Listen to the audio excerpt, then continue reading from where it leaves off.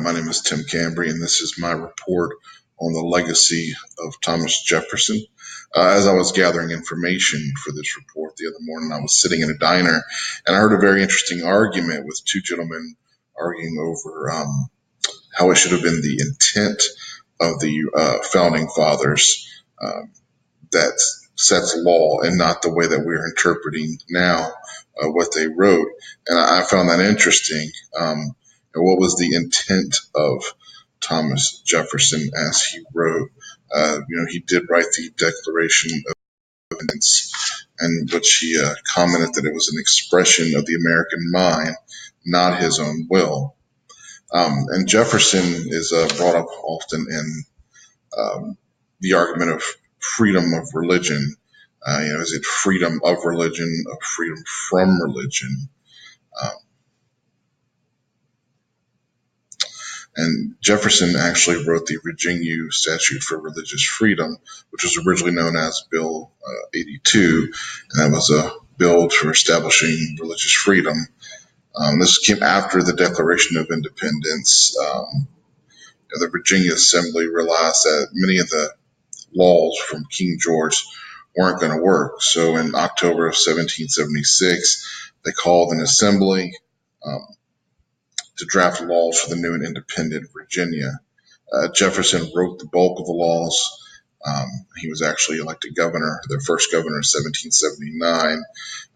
Jefferson ended up going off to Paris to serve as an ambassador, and while the bills were being ratified, but Bill number 82 was actually picked up by James Madison and pushed through. And Jefferson was so excited over that he had the bill translated into Italian and French. And he also had it to where he asked that he'd be credited with that on any memorial left in his honor after his death, along with being credited for the Declaration of Independence and the founding of the University of Virginia. The Virginia Statute for Religious Freedom played a heavy influence on the First Amendment.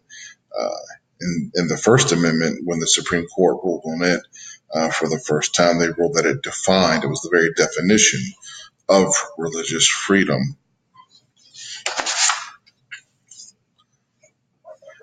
Dreisbach suggests that after a careful study of Jefferson's actions throughout his public career, suggests that he believed, as a matter of federalism, the national government should avoid exercising authority over religious matters, while state governments were free to accommodate religious exercise as they saw fit.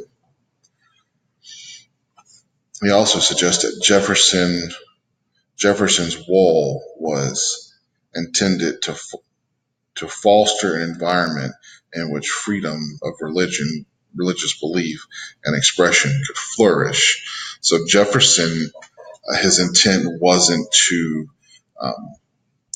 never have religion at all in the government.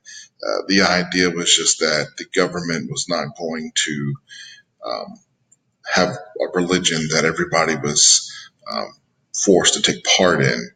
They were trying to prevent having a church of Virginia or a church of the Americas, much like England had the Church of England.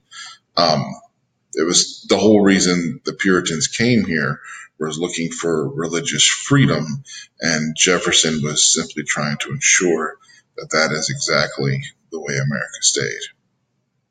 Thank you.